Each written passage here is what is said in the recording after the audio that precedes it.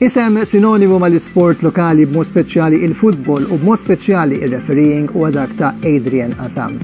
Adrian Asa li f'daw l-aħħar xhur kien attiv bilan li qajjem għarfien dwar il-marda tal-Parkinson. U mhux biss qed ikun attiv sabiex qajjem għarfien, iżda anki qed ikun ta' eżempju għaliex Adrian Asa ftit ilu kien l-ewwel Malti li ħasem fil-World Parkinson's Games u anki rebaħ il-kompetizzjoni tad-doppji tat-table tennis. Tkellimt ma' Adrian Asa dwar il-ħidma tiegħu u anki s-suċċess li kiseb ftit ilu.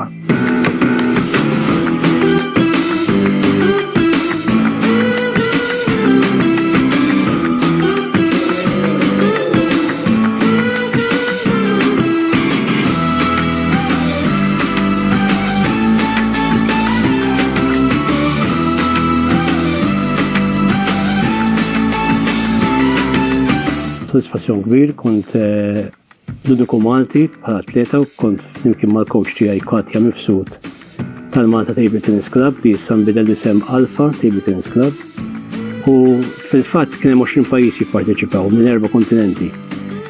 Mort biex nipparteċipa għaliex minħabba l-kundizzjoni tiegħi tal-Parkinson's dal-aħħar xhur bdejt nilgħab it-table tennis bħalma kont nagħmel meta kont żgħir. Għax table tennis huwa wieħed minn dawk l-isport li aktar li jgħin il-kundizzjoni tagħna. Maħabba li kont ħaddem il-diversi partijiet tal-ġisem tiegħek, tiċċaqla, il-motor skills issegwi l-ballun, eċċetera. U skoprejt kont qed naqra artiklu li hemm il-World Championships ħajsru ġol Kroazja bejn 12-16 Ottubru. U kellimt il-Katja l-coach tiegħi u qalt li iva, qalt li you should go for it, insomma, bdejna nitrenjaw f'Lulju. Sakemm imbagħad f'Ottubru kelli livell mhux ħażin biex ngħidlek biex nkun nista' nipparteċipa. Fil-fatt kelli racket saw pala li kont xtrajta meta xi 40 sena qabel. Ovvjament bidlu l-lakstu ma xtaqt nżomm l-injama u għamlu l-lakstu ġdid u naħa minnu kien lakstu normali. Naħa l-oħra kien lakstu bil-pimples jgħidulu, ġifieri meta inti qed tiddefendi l-ballun, ittieħ dak l-spin il-ballun. U nipprova npoġġi lill-avversarju f'diffikultà. U mort hemmhekk biex nuħsem fil-men's singles event jien biss. Ġiet nipposta diffiċli ħafna, kont ma' Sloven li mbagħad spiċċa l-partner tiegħi fid-doubles lill-World Champion u mbagħad kolli nilagħbu wkoll kontra żewġ Ġermaniżi u l-Sloven jien biss ħadtu set li tlifti ta' wieħed. U li ġara kien li jiena naqlajt mill-men's singles, kont diġà tipprepara biex ġurnata minnhom immur xi outing x'imkien, però kont daf irid nilagħba waħda ta' konsolazzjoni bħala nħabba l-placings li mbagħad irbaħta komplejta mill-Iżrael.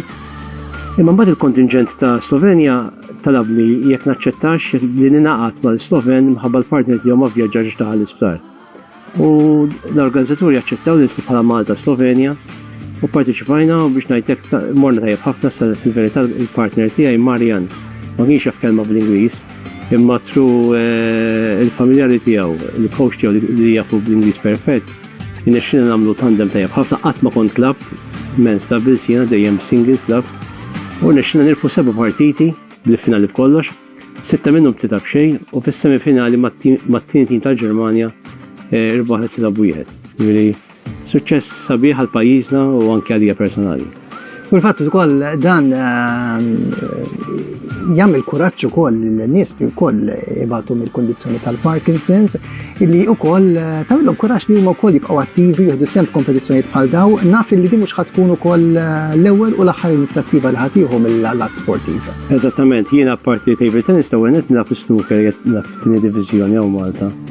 U mmur ukoll għal boxing therapy għax it-tliet sport jgħinuni ħafna għall-aspett mentali, fiżiku u konċentrazzjoni, eccetera. U barra minn hekk flaqa li kelli anki mal-Ministru Giulia Farrugia Portelli li kienet l-ewwel persuna li ferħit li wara li rebħet il-medalja tad-deheb. Flaqa li kelli magħha l-uffiċċju tagħha fil-fatt staqsitni x'possibilità hemm li norganizzaw il-World Championships is-sena d-dieħla. Però dawn ġew assenjati diġà lill-Awstrija u l-parir li tawna l-organizzaturi diġà provajna nagħmlu xejn lobbying biex nġibu dawn il-games hawn Malta kien illi norganizzaw Malta Open. Id-diffikultà hija li aħna żewġ players biss għandna fis-sejla table tennis li għandhom il-Parkinson's jiena u waħda mara li bdiet dan l-aħħar.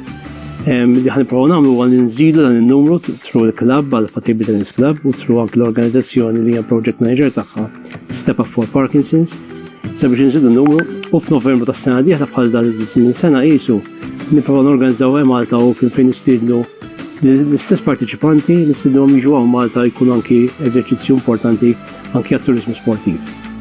Min qed isegwi din l-intervista ukoll ibgħat il-kondizzjoni tal-Parkinson qed jitħajjar ukoll fejn jista' jikkuntattjakom? Jista' jikkuntattjana lili personali jekk irid fuq numru tat-telefon 9947-1469 u nkun nista' nagħtih iktar informazzjoni 99491469. U jiena mbagħad intieħ il-ħinijiet tat-taħriġ. Taħriġ ikollna l-erba', il-ħamis, is-sibt jew il-ħadd. U nista' ngħid li l-klabb li naqgħod miegħu jiena huwa klabb li qed jaħdem biex ikun attrezzat biżżejjed biex nies bħali li għandhom id-diżabilità tal-Parkinson's ikollhom l-opportunità li jkollhom taħriġ speċifiku. Però fl-istess ħin ma jfissirx li ma jeħdux sehem f'tournaments oħrajn ma' nies li m'għandhomx id-diżabilità x'jiena ġifieri nieħu sehem f'tournaments ukoll ma' nies li m'għandhomx il-Parkinson's. Jiġifieri imma hemm coaches speċjalizzati ħafna, apparti Katja bħala direttriċi hemm coaches oħrajn anki hemm wieħed Kolombjan, wieħed mill-aqwa players li ħarġu mill-Kolombja l-aħħar snin, il-coach hemmhekk ukoll. U din hija opportunità ħafna tajba għaliex tħossok tajjeb ħafna fiżikament u mentalment. U l-mediċina stess tkun qed tieħu biex iżdid id-dopamina fil-moħħ. Taħdem aħjar meta inti tagħmel eżerċizzju, allura attività ċertament nirrakkomandaw u nħeġġeġ li wieħed jismana li għandu l-Parkinson's li jikkuntattjani u nigwidah kif jista' jagħmel.